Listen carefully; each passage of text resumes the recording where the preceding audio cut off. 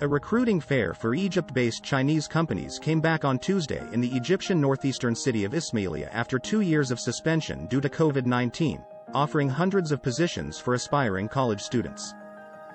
At least 25 Chinese companies in Egypt took part in the job fair, including those in the fields of architecture, communications, textiles, logistics, and husbandry.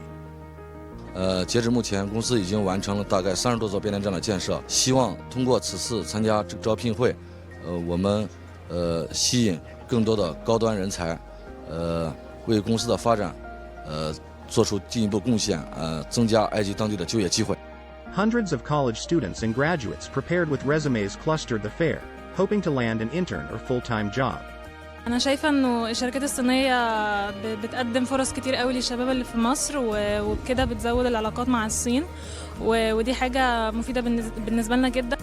Chinese ambassador to Egypt Liao Licheng said he believes the Chinese firms will create more job opportunities for Egyptians along with the growing economic cooperation between Egypt and China.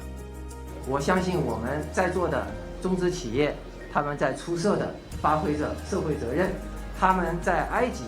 同样也是会希望